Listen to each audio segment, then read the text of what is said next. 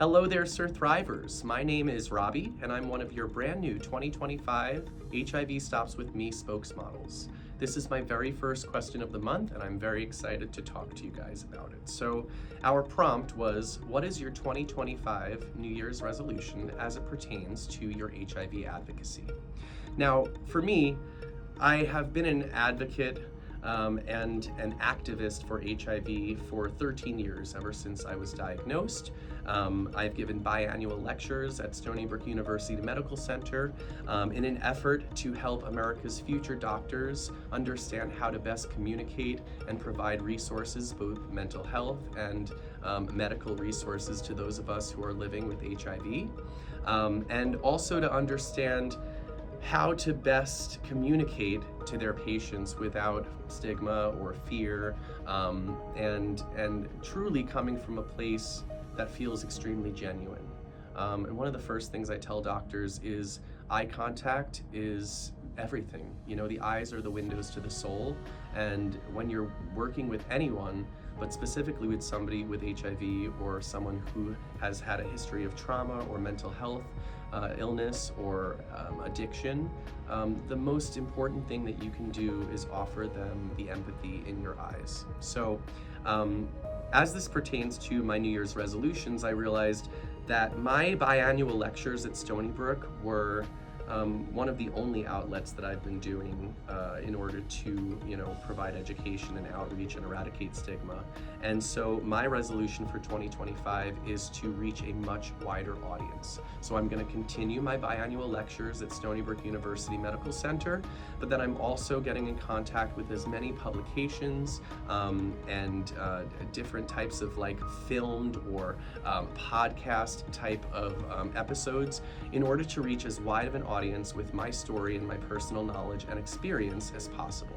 So one of the ways I've already started to do this is that I have participated in a podcast called Evoking Evolvement, and that podcast is basically situated around mental health, addiction, and how we as humans evolve through the things in our life that at first seem insurmountable, but then become the vehicle for our advocacy and our activism.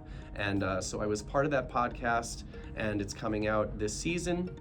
Another thing that I have recently done is I was contacted by People Magazine. One of their subsidiaries is called The Health Monitor, and The Health Monitor is a publication that goes out to 200,000 doctors' offices around the country, and it centers around, this season, it centers around HIV/AIDS. So I was put in contact with an amazing journalist named Diane Herbst, and she interviewed me online last week, and as you can imagine, I was just so excited that my story and my knowledge would reach such a wide audience, and not only that it would be directly in the doctor's offices as one of the first point of contacts for newly infected individuals, and individuals that are honestly seeking health care and mental health and addiction resources. So it puts my story to the forefront, into the hands of the people that need it the most at the time they need it.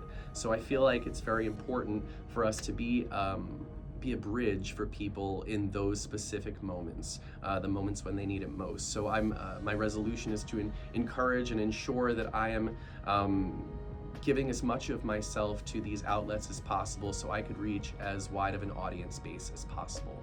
Another thing that I really want to hold myself accountable to is combating stigma, especially when it comes at the hands of members from our own community. Personally, my husband and I have an open relationship, and we're both on the apps. I want to make sure that, of course, I always put positive undetectable on my profile, but of course I'm still often met with pushback from a lot of people. I'll get messages that are just abhorrent and disgusting, and so instead of resorting to anger, I want to resort to education.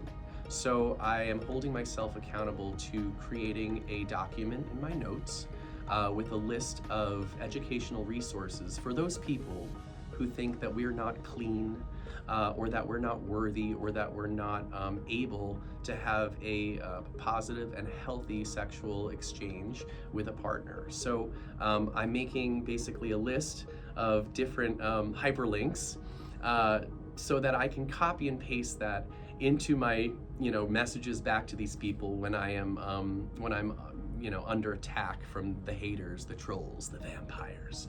And I think it's really important to do that. Not only does it help educate members of our own community over, about HIV/AIDS and sex positivity, but we have to eradicate the idea of clean and not clean. It's one of the things that gives me the ick when I hear it. People who are HIV positive and undetectable are clean in my book. They're clean enough to be undetectable, and as we know, U equals U, undetectable is untransmittable, and I don't believe that I should have any connotation with being a dirty individual. So that's the first point of contact, is I make sure I tell people, let's stop with the are you clean, are you not clean, and let's start utilizing language that best reflects the way that we as HIV positive people would like to be spoken to with. So I'm really making sure that I'm providing educational resources for the haters, and hopefully, if we can get through to just one person with a little reply, one hater, and give them the information that they need to then hopefully click on that link and learn the truth, hopefully that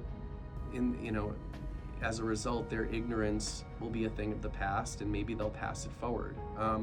So these kind of things, they snowball. There's a snowball effect. There is a momentum that happens when you're able to provide immediate educational resources to anybody, whether they be somebody who's currently in treatment, or somebody who has no idea what it's like for those of us who are living healthily with this disease. So 2025 is definitely going to be the year of reaching a huge audience, being myself every day, and eradicating stigma by providing educational resources to the people within our own community who still are ignorant.